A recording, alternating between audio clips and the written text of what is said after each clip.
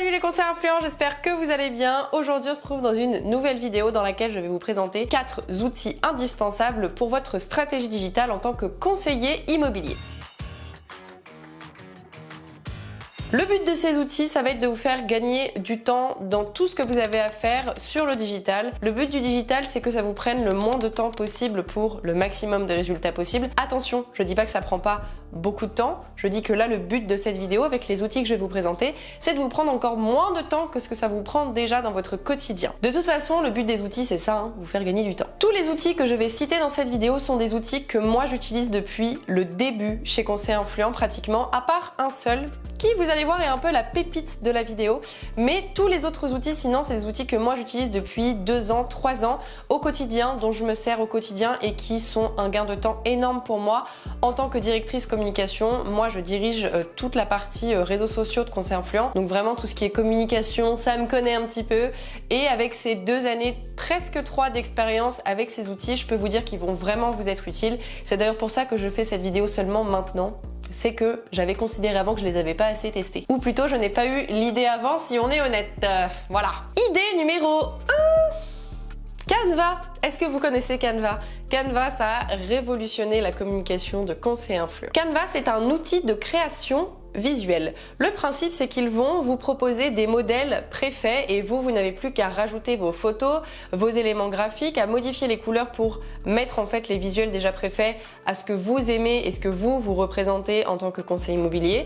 Vous téléchargez le modèle et vous pouvez le poster sur les réseaux sociaux. Vous allez par exemple retrouver des modèles pour des publications évidemment Instagram, Facebook, mais également des modèles de miniatures YouTube, de bannières Facebook. Vous allez retrouver des modèles de story également.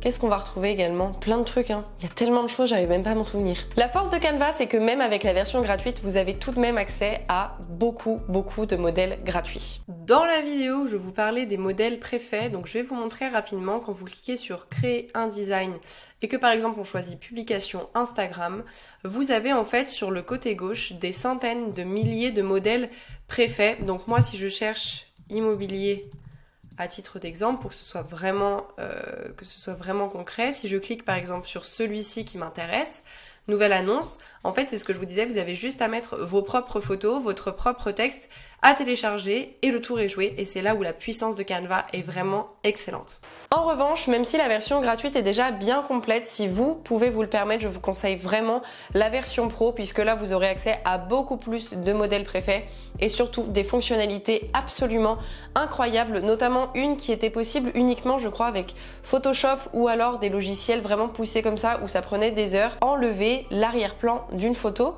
Je vous montre ça rapidement dans un petit tutoriel. Comme promis, je vais vous montrer du coup la fonctionnalité professionnelle qui vous permet de supprimer l'arrière-plan d'une photo. Nous par exemple chez Conseiller Influent, pour pratiquement tous nos visuels, c'est ce qu'on utilise pour enlever en fait l'arrière-plan qui nous permet ensuite de faire des petits visuels très sympathiques pour notamment nos carousels, nos miniatures, etc. Donc vous allez importer votre photo, là moi j'en ai mis une, modifier l'image, effacer l'arrière-plan et là en fait automatiquement Canva va supprimer l'arrière-plan en quelques secondes. Si jamais comme moi vous avez des petits cheveux qui traînent, vous pouvez tout à fait en fait ensuite à la main du coup supprimer les éléments quand vous cliquez sur effacer qui vous intéressent pas sur la photo, donc là bon je le fais à l'arrache, mais si jamais Canva a oublié des petits éléments, vous pouvez tout à fait le faire manuellement, ça c'est pas un problème. Et ensuite du coup vous avez en quelques secondes, vous voyez votre petite image détourée que vous pouvez utiliser comme vous le souhaitez. Encore une fois je répète, ça c'est uniquement sur la version professionnelle. Dans la version professionnelle, ce que vous avez en plus, c'est beaucoup plus d'éléments visuels de ce type-là. Vous aurez beaucoup plus de fonctionnalités en termes de style, d'audio, de vidéo, en termes également de modèles, enfin vous aurez beaucoup plus de choses. Vous avez aussi la possibilité de redimensionner, par exemple si là moi je fais un visuel au format Instagram et que je veux en faire une story Instagram, je peux juste avec le bouton redimensionner, en fait redimensionner mon visuel automatiquement à une story Instagram sans avoir à tout refaire sur le format story Instagram. Bref, je vous conseille vraiment la version professionnelle qui est super complète et super rentable. C'est cool hein, comme fonctionnalité, ça fait gagner tellement de temps pour faire des visuels pour les réseaux sociaux, en quelques clics c'est fait, et ça par exemple c'est uniquement disponible en version professionnelle. En plus de toutes ces fonctionnalités, vous allez retrouver d'autres choses sur Canva vraiment intéressantes comme du montage vidéo, et oui, on peut faire du montage vidéo sur Canva. Vous retrouverez également des fonctionnalités de programmation de contenu. Alors il me semble que moi aux dernières nouvelles c'était en version bêta, donc c'était pas encore en version finalisée, mais il y a des membres de la formation du club privé conseil influent qui l'ont testé, qui m'ont dit que c'était vraiment pas mal. Vous retrouverez également des calendriers préfaits pour préparer votre contenu si vous avez envie de le faire sur Canva. Je vais vous proposer une autre option, un autre logiciel pour faire ça, mais vous pouvez le faire directement sur Canva si vous le souhaitez. Je l'ai fait pendant plusieurs années, ça aussi au début chez Conseil Influent, et ça fonctionnait très bien. Allez, comme je suis sympa, je vous fais un petit tuto rapide en moins de 5 minutes sur comment utiliser Canva, c'est parti. Comme je suis super sympa, je vais vous faire une petite démo rapide de Canva pour vous montrer comment ça marche globalement pour que vous puissiez comprendre la puissance de cet outil. Donc, je clique sur créer un design, publication Facebook pour changer. Et je vais prendre un modèle, donc je vais cliquer sur immobilier pour avoir quelque chose de plus parlant. Celui-ci m'intéresse, donc je vais le choisir. Je vais changer le texte en mettant nouvelle maison à Nantes par exemple. Je vais déplacer le texte, le mettre en plus petit. Je peux changer la couleur en mettant par exemple, je vais mettre ça c'est bien, non, on va mettre plus clair, on va mettre celui-ci, nouvelle maison à Nantes, je vais mettre mon écriture à moi, donc là il y en a plein de disponibles, il y en a des milliers, mais imaginons que ce soit celle-ci, on va mettre celle-là. Là vous allez pouvoir mettre votre logo, alors moi j'ai pas le logo là de Conseil Influent sous la main, mais vous pouvez cliquer sur importer, vous importez votre logo et vous le mettez, moi j'en ai pas donc je vais chercher au hasard dans photo un logo, imaginons que ce soit celui-là, hop, vous le faites glisser dans le... Alors là ça va pas fonctionner parce que c'est en tout petit, bon c'est pas très grave, ça change rien. Mais là vous aurez juste à changer le logo, ou alors là vous pouvez tout simplement supprimer et ajouter le vôtre manuellement ici. Là par exemple j'aurais très bien pu faire comme ça en fait, hop, mettre le logo si c'était le mien et le mettre ici. Là je fais n'importe quoi, hein, c'est vraiment juste pour vous montrer les fonctionnalités. Ensuite vous pouvez importer du coup l'image du bien en question. Moi j'en ai pas encore une fois, donc je vais aller dans photo, je vais mettre maison et je vais en prendre une au hasard. Celle-ci, hop, vous voyez je fais juste glisser. Appelez-moi au pour visiter cette maison de 110 mètres carrés. Hop. Et voilà, j'ai mon visuel qui est prêt. J'ai plus qu'à cliquer sur télécharger, ici, en PNG. Je télécharge et après à le publier sur mes réseaux sociaux. Vous pouvez tout modifier, tout supprimer, revenir en arrière, revenir en avant. Vous pouvez agrandir les photos, les déplacer et mettre une photo de vous si vous le souhaitez. Là vraiment, vous êtes totalement libre sur Canva. Il vous propose des modèles préfaits et vous après, vous pouvez en faire ce que vous voulez. C'est ça qui est super cool. Donc voilà, j'espère que ce petit tuto vous a plu et que ça vous a donné envie de tester Canva. On passe à l'outil numéro 2 que j'ai présenté déjà sur Instagram. D'ailleurs, allez nous suivre sur Instagram, on est plus de 10 000, c'est incroyable. Et je partage énormément d'anecdotes sur mon quotidien, mais aussi beaucoup de conseils pour vous aider dans votre quotidien de conseil immobilier. Et ça, c'est tous les jours, alors que sur YouTube, c'est une fois par semaine. Donc je vous invite à aller me suivre sur Instagram. Cet outil, ça s'appelle Notion, ça s'écrit N-O-T-I-O-N. Donc moi, Notion, c'est l'outil personnellement que je vais utiliser pour la création de contenu, mais pour tellement d'autres choses. En fait, c'est mon agenda professionnel comme personnel, c'est mon outil de préparation de contenu, c'est ce que j'utilise pour mes notes en tout genre, pour préparer des lives, des formations, bref. C'est absolument génial et je vais vous montrer à quoi ça ressemble. Je vous montre mon petit calendrier YouTube. Donc là, j'ai tous les petits éléments que j'ai organisés par catégorie. Là, c'est les idées. Donc là, j'ai juste le titre, mais je ne sais pas ce que je veux faire encore de cette vidéo. Je n'ai pas l'idée du plan ni du script. Donc ça reste là pour le moment en attendant que ça mûrisse dans ma tête. Quand j'ai, ça y est, trouvé l'idée que je veux mettre en place dans cette vidéo, je peux faire en fait glisser l'étiquette, hop, vous voyez, dans à tourner. Quand je l'ai mis dans à tourner, c'est que je veux rédiger le script parce que je sais ce que je veux faire de la vidéo. Donc là, j'écris mon petit script, blablabla, blablabla. Comme ça, le jour du tournage, j'ai juste à retourner sur la fiche en question et à lire mon script et c'est parti. Je peux également ajouter des médias si j'en ai besoin, des liens ressources, la publication, la date de publication, la deadline pour le tournage. Moi c'est personnellement des choses que je n'utilise pas parce que je trouve que c'est en trop, mais vous pouvez l'utiliser. Et une fois que j'ai tourné du coup la vidéo, en fait je la rajoute à la suite dans le calendrier de publication. Donc là je mets, je sais pas, je dis 30 juin, je mets n'importe quoi, hop, et je fais glisser du coup ma petite étiquette au bon endroit. Là je l'ai pas mis au bon endroit, hop, ici. Et là vous voyez qu'il y a toutes les vidéos qui ont été publiées auparavant avec les dates à côté, et je continue comme ça en fait à l'infini, j'ai envie de vous dire. Vous avez également la possibilité ici que moi j'avais rajouté mais que j'utilise plus au final, de catégoriser. Vous avez un calendrier par exemple ici pour la deadline de tournage, un calendrier pour le lancement des vidéos, la publication des vidéos. Ici vous avez la liste des vidéos qui ont été publiées. C'est pas obligatoire d'utiliser mon organisation ni les calendriers, vous pouvez vous organiser comme vous le souhaitez. Moi je vous montre à quoi ça ressemble pour moi, parce que j'ai décidé de l'organiser comme ça pour moi, parce que c'est plus simple pour moi, mais vous pouvez organiser votre Notion comme vous le souhaitez. Pour Instagram, j'ai la même chose. Pour LinkedIn, j'ai la même chose. J'organise sous forme de petites étiquettes comme ça parce que je trouve ça plus simple. Pour Instagram, en revanche, j'utilise beaucoup le fait de mettre des médias ou des liens pour les inspirations. Voilà pour la petite organisation avec Notion pour le contenu. Donc là, le tutoriel que je vous ai montré, ça montre principalement la préparation du contenu sur YouTube et LinkedIn, mais vous pouvez vous organiser de la même façon pour Instagram, pour rédiger vos emails, pour préparer vos rendez-vous. C'est vraiment un outil qui est très complet avec lequel vous pouvez faire absolument tout ce que vous voulez. Pour être honnête avec vous, chez Conseil Influent, il me sert donc, comme je vous l'ai dit, pour la préparation du contenu, mais aussi dedans, je mets mon calendrier avec ma to-do list. Quand je dois préparer une formation, du moins le contenu de celle-ci avec le plan, etc., ou alors un live, ou alors une conférence, je vais aussi le faire sur Notion parce que ça fait aussi en fait office de traitement de texte sous système de pages. Au lieu en fait d'avoir 10 pages de traitement de texte rangées dans des dossiers à droite à gauche, j'ai tout de rangé sur Notion par dossier au même endroit. Je trouve ça tellement plus pratique, ça prend beaucoup moins de place sur mon ordinateur et dans mon esprit, et en tout cas pour moi c'est un outil qui fonctionne vraiment dans mon quotidien. Ça m'a fait gagner un temps absolument incroyable de tout centraliser au même endroit. Au début c'est un peu compliqué, je vous l'avoue, de vous familiariser à Notion parce que le fonctionnement est pas super intuitif au départ. En revanche, il y a plein de tutoriels disponibles sur l'application Notion directement pour vous former à l'outil, et également vous avez un système d'utilisation de templates, c'est-à-dire que quand vous arrivez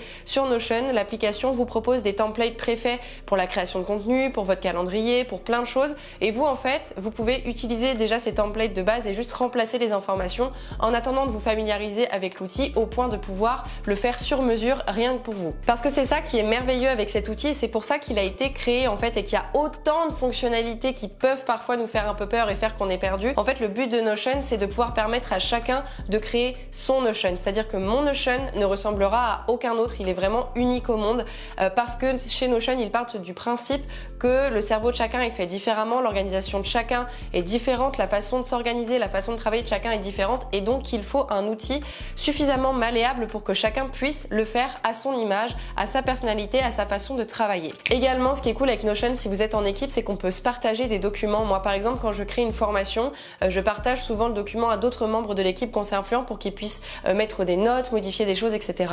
Donc ça aussi c'est vraiment génial pour pouvoir communiquer en interne sur des choses en particulier. Et si on peut parler un petit peu en mode confession, je m'en sers aussi à titre personnel. Désolé boss, normalement c'est juste un outil professionnel, mais je m'en sers aussi, j'ai quelques pages pour préparer par exemple mes séances de sport, vu que je fais beaucoup de sport 5 fois par semaine. Également pour préparer mes voyages, pour organiser mon calendrier personnel. Voilà, je m'en sers aussi pour ça, j'ai une page entière dédiée uniquement à ça. Et je m'en sers aussi pour fixer mes objectifs personnels comme professionnels. Bref, allez fouiller parce que Notion, ça vaut vraiment le coup. D'ailleurs, je tiens à dire que je n'ai pas de code promo et que je ne suis pas payée pour parler de Notion. Hein. C'est tout gratuit. Hein. Notion, si vous passez par là, n'hésitez pas à me contacter. J'ai bien fait la pub de votre outil là, je pense. Non mais j'en ai déjà parlé en plus sur Instagram, il y a plein de conseillers immobiliers qui l'ont testé, qui m'ont dit qu'ils ont trouvé ça génial. Numéro 3, un bon logiciel de montage vidéo. Oh my god, c'est tellement essentiel d'avoir un bon logiciel de montage vidéo, et je sais pas pourquoi les conseillers immobiliers négligent énormément cet outil et prennent un peu n'importe quoi. Si vous êtes conseiller immobilier et que vous avez décidé de vous mettre sur les réseaux sociaux, vous réfléchissez certainement à vous mettre à la vidéo, ou vous faites peut-être déjà de la vidéo pour Instagram, Facebook, YouTube, LinkedIn, peu importe. Et pour réaliser vos vidéos, vous avez besoin au final de faire du montage vidéo parce que c'est difficile de tout faire d'une traite sans se tromper. Moi la première, je sais pas combien de fois je me suis trompée dans cette vidéo, mais je pense que le monteur qui est en train de faire cette vidéo a envie de clairement se flinguer. Le mot est un peu dur quand même, j'espère que c'est pas le cas, le pauvre. Voici les logiciels de montage vidéo que je vous conseille tout particulièrement. Si vous êtes sur ordinateur et avec l'écosystème Apple, sans hésiter, iMovie qui est déjà installé normalement sur votre ordinateur, c'est absolument génial, très intuitif et facile d'utilisation. Pour ceux qui sont chez Windows, je vous conseillerais Filmora ou Shotcut. Là, c'est à vous de voir celui qui vous convient le mieux. Vous pouvez regarder les caractéristiques sur internet, regarder les interfaces sur YouTube avec des tutos et voir celui qui vous semble le plus intuitif, celui qui est le plus adapté à votre situation. Pour ceux qui préfèrent monter sur téléphone et tablette, parce que je sais qu'il y en a qui préfèrent faire comme ça, vous pouvez utiliser InShot ou alors CapCut. Autre chose au sujet du logiciel de montage vidéo, je vous conseille d'en choisir uniquement un seul par appareil. C'est-à-dire que si vous aimez faire du montage vidéo sur ordi et téléphone, si vous êtes sur l'écosystème Apple, je vous conseille d'utiliser iMovie sur les deux, mais si vous n'êtes pas sur l'écosystème Apple, si vous êtes sur Windows ou Android ou j'en sais rien, vous en choisissez un pour l'ordi, un pour le téléphone, mais ne choisissez pas plein de logiciels de montage vidéo sur lesquels vous allez switcher à chaque fois, parce que le problème, c'est que vous n'allez jamais réussir à performer avec un logiciel de montage. Je m'explique. Le montage vidéo, c'est déjà quelque chose de chronophage et pas très agréable à faire, quoique il y a des gens qui apprécient, mais la majorité déteste ça. Moi, la première, je trouve ça très chronophage. Si vous rajoutez en plus la difficulté de devoir vous former sur de multiples plateformes et de multiples logiciels de montage vidéo, vous vous compliquez encore plus la tâche. Si vous en choisissez un seul sur lequel vous décidez de vous former, vous allez au fur et à mesure apprendre de plus en plus de choses sur ce logiciel, être de plus en plus à l'aise, apprendre de petites astuces secrètes, cachées, etc. qui vont faire que vous allez réussir au fur et à mesure à améliorer vos montages vidéo, et ça, c'est pas vraiment possible si vous faites que de changer tout le temps de logiciel. Donc je vous conseille vraiment d'en choisir un auquel vous allez vous cantonner sur le long terme. Moi par exemple, iMovie, ça fait 3 ans que je l'utilise, et à force de l'utiliser, en fait déjà je le connais par cœur, je connais vraiment tous les boutons, toutes les fonctionnalités, et à force aussi de chercher sur internet, etc., j'ai pu apprendre à vraiment me familiariser avec cet outil qui me permet de faire de bons montages vidéo. Outil numéro 4 qui est le plus important, donc maintenant vous allez ouvrir vos écoutilles. Je sais pas pourquoi je fais ça, ça n'a rien à voir, ça c'est une petite danse des mains, c'est un siphon. Numéro 4, une newsletter à forte valeur ajoutée. Je vous explique. Laissez-moi vous expliquer. On parle très souvent de la communication visible, c'est-à-dire les réseaux sociaux dans le marketing digital immobilier. Facebook, Instagram, YouTube, LinkedIn, TikTok, peu importe ce que vous utilisez, c'est souvent ces logiciels-là, pas du tout, c'est ces réseaux sociaux-là dont on parle quand on pense communication digitale dans l'immobilier. Mais il y a toute une autre partie non visible dont on parle moins et qui est pourtant tellement importante, c'est le mailing, c'est la newsletter. Envoyer des emails à votre base de données. Le but, ça va être de centraliser les emails de vos prospects et clients dans un logiciel dans lequel vous allez du coup mettre ces emails avec des tags vendeurs, acheteurs, prospects, clients, etc.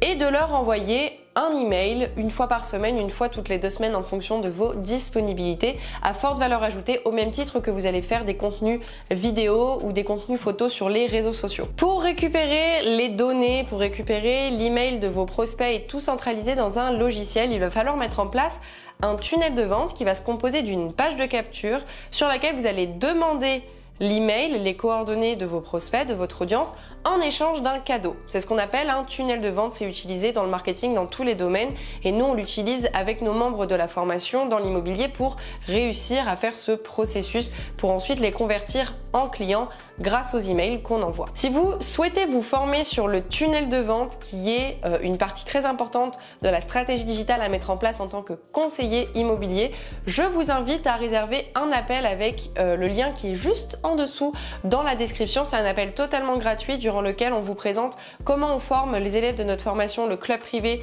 conseil influent sur le sujet, comment on met en place tout ça, quels sont les résultats que vous pouvez espérer avoir avec cette stratégie. Également, avant cet appel, on va regarder déjà ce que vous faites sur les réseaux sociaux et on va vous donner au téléphone des petits conseils pour améliorer votre stratégie. Donc on peut vous présenter la formation si ça vous intéresse, mais vous allez aussi repartir avec des petits conseils gratuits pour améliorer votre communication. C'est toujours ça de prix. Un petit conseil, c'est toujours ça de prix. Même même si c'est un tout petit, c'est toujours ça. Le but avec cette base de données que vous avez, avec tous ces emails, c'est de l'alimenter en envoyant des emails une fois par semaine, c'est l'idéal, sinon toutes les 2 semaines. Le principe est le même que sur les réseaux sociaux, c'est le même contenu que vous allez pouvoir faire, c'est du contenu à forte valeur ajoutée, aider votre audience à répondre à des questions, résoudre des problématiques, comme vous avez l'habitude de le faire naturellement sur le terrain et comme vous le faites peut-être déjà sur vos réseaux sociaux. Sauf que là, on est en fait sur de l'écriture pure et dure puisque ce sont des emails. Les sujets que vous pouvez aborder sont vraiment très variés. Comment réussir à faire ses visites, à réussir ses photos immobilières, rédiger ses annonces, comment bien choisir son agent immobilier. Qu'est-ce que ça peut être d'autre?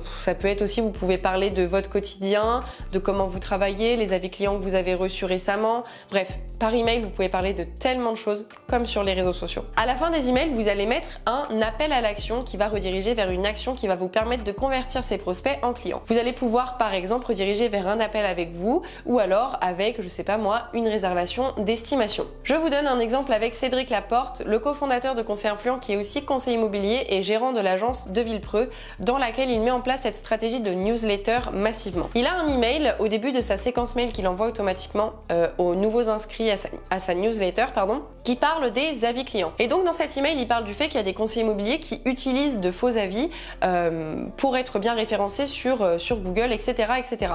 Et que eux, dans l'agence de Villepreux, ce qu'ils ont décidé de mettre en place pour renforcer la confiance avec leurs clients, c'est d'utiliser Opinion System pour avoir des avis certifiés et vérifiés. Ensuite, ils montrent quelques avis qu'ils ont eu sur Opinion System.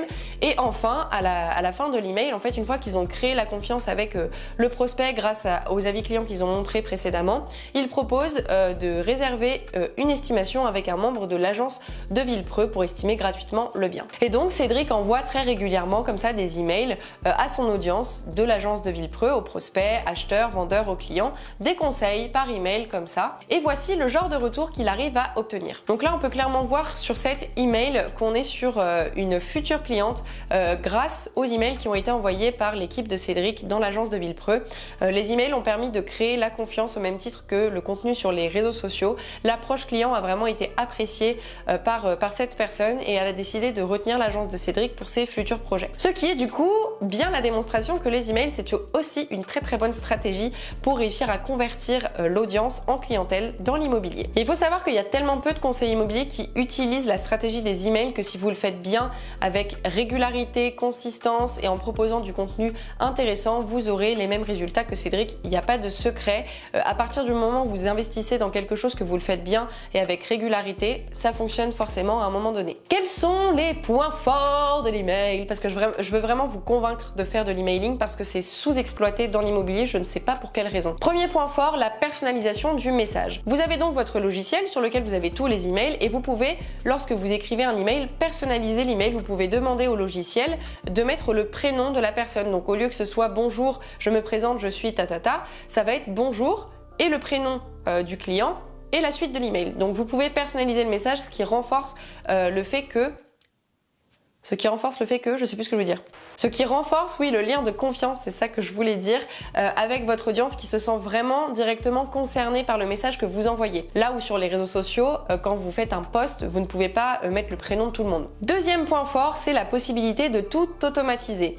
Vous avez votre petit logiciel sur lequel vous avez tous les emails et vous pouvez programmer vos emails. Cela veut dire que vous pouvez par exemple écrire, je sais pas, en 2 heures 5 emails et les programmer en disant je veux que tu envoies cet email directement, ensuite celui-là tu vas l'envoyer une semaine après, celui-là une semaine après, etc., etc. On va reprendre l'exemple de Cédric Laporte avec l'agence de Villepreux. Ils ont 3000 emails d'avance pour les personnes qui s'inscrivent à leur newsletter. Parce que ça fait 3 ans qu'il écrit, ou plus de 3 ans, qu'il écrit un email par semaine à ses prospects, à ses clients. Ce qui fait que quand quelqu'un s'inscrit à la newsletter de Cédric, il a rien à faire entre guillemets sur 3000 emails puisque les 3000 emails qu'il a écrits sur ces 3 années précédentes sont programmés dans le logiciel pour s'envoyer automatiquement dès que quelqu'un s'inscrit à sa newsletter. Alors évidemment, les 3000 emails s'envoient pas d'un coup, on programme dans le logiciel pour que dès qu'ils s'inscrivent, ils en reçoivent un directement et ensuite c'est une fois toutes les semaines. C'est quand même vachement intéressant de se dire que tu fais les choses une seule fois et qu'ensuite c'est diffusé plusieurs fois sans que tu n'aies plus rien rien à faire.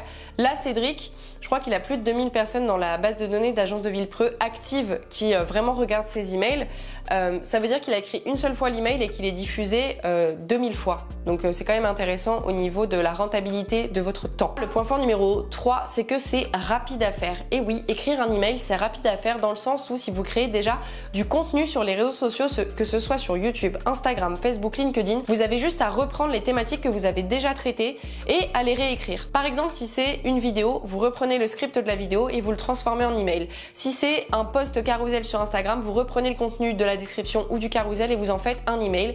Vous n'avez pas besoin de vous casser la tête à chercher des sujets farfelus. Reprenez des choses que vous avez déjà vues sur les réseaux sociaux et adaptez ces contenus-là à l'emailing. Point fort numéro 4, c'est qu'il y a un excellent taux de conversion pour l'emailing. L'emailing, c'est l'un des outils encore le plus utilisé dans le marketing parce que c'est là où on va avoir le plus de résultats dans tous les domaines et l'immobilier ne fait pas exception à la règle. À titre d'exemple, le chiffre que j'ai trouvé sur internet, le retour sur investissement de l'emailing est de 28,5% selon la source, attendez je regarde parce que je me souviens plus, Chief Marketing. Grâce à l'emailing, en fait, vous pouvez vraiment qualifier de manière personnalisée et profonde votre audience pour ensuite la convertir en clientèle beaucoup plus facilement. C'est surtout que les taux d'ouverture sont assez hauts avec l'emailing. Là où sur Facebook, les prospects peuvent passer à côté de vos vidéos et de vos contenus, au niveau de l'email, les gens voient en fait l'email. Une fois que le mail il est sur leur boîte, il faut leur donner envie de l'ouvrir évidemment.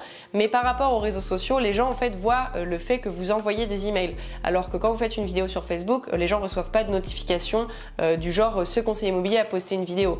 Il faut que eux ils tombent dessus ou qu'ils aillent voir sur votre profil ou votre page. Cinquième point fort, c'est que tout le monde a une adresse mail. Il y a beaucoup de conseillers immobiliers qui me disent souvent oui mais mes prospects ils sont pas sur Instagram, ils sont pas sur Facebook, ils sont pas sur LinkedIn, ils sont pas sur TikTok. Là vous n'avez plus d'excuses parce que tout le monde a une adresse mail. Enfin le dernier point fort, c'est que c'est un élément différenciant dans votre stratégie digitale. Comme je l'ai dit précédemment, il y a très peu de conseillers immobiliers qui utilisent correctement l'emailing, qui l'exploitent de façon régulière et de manière qualitative. Donc si vous le faites sur votre secteur, vous allez forcément vous différencier de la concurrence et vous allez aussi du coup forcément marquer beaucoup plus facilement les esprits de vos prospects et vous donner aussi beaucoup plus d'opportunités de les convertir en clients. C'est gagnant-gagnant pour tout le monde, surtout pour vous, mais voilà. C'est gagnant pour vos prospects parce que eux ils obtiennent des petits conseils gratuits par email de qualité et vous, eh bien vous arrivez à avoir des opportunités grâce au digital. Wonderful, wonderful. J'ai trouvé quelques statistiques intéressantes sur le mailing et je vais vous les lire, donc je vais croiser les jambes et vous lire tout ça. Première statistique, 59% des marketeurs affirment que l'emailing est leur plus grande source de retour sur investissement. Donc c'est quand même assez énorme selon une source qui s'appelle Emma. Ensuite, deuxième chiffre, pour 73% des responsables marketing, le retour sur investissement de l'email marketing est considéré comme bon, voire excellent, selon Sales Cycle. Ensuite, l'email est 40 fois plus efficace pour obtenir de nouveaux clients que les réseaux sociaux selon McKinsey. Et enfin, un acheteur ayant reçu une offre par email au préalable dépense 138% de plus qu'un autre acheteur en ligne selon Disruptive Advertising. Encore une fois, si vous souhaitez mettre en place une bonne stratégie d'emailing avec un bon tunnel de vente, je vous invite à réserver un appel avec un membre de l'équipe conseiller influent. Voilà pour les 4 petits outils efficaces à utiliser dans votre stratégie digitale. Attention, je fais un petit disclaimer avant de conclure cette vidéo de manière définitive. Je ne vous présente que 4 outils pour chaque catégorie parce que pour moi, les outils c'est bien, mais il y a un petit côté dangereux dans le sens où on est tenté d'en avoir le plus possible dès qu'on a un truc à faire. On est tous tentés de vouloir utiliser beaucoup d'outils, c'est-à-dire j'ai besoin de faire X truc, je vais utiliser cet outil et Y truc, je vais utiliser cet outil, etc. etc.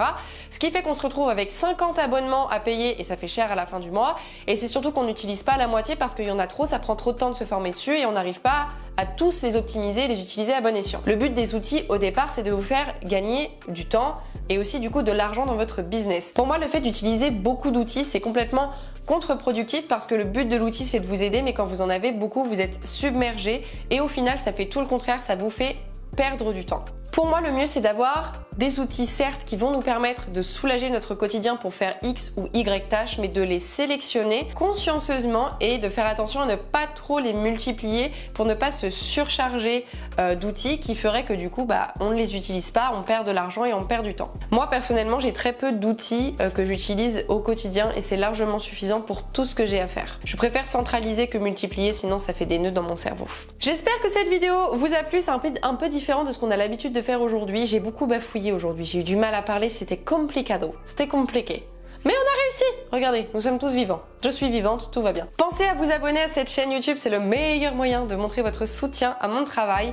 Mettez un petit pouce bleu si vous avez apprécié cette vidéo et un petit commentaire pour me faire un retour sur les outils que je vous ai cités. Si vous avez des questions, j'y répondrai avec grand plaisir. Nous on se dit à très bientôt dans une prochaine vidéo. Ciao ciao!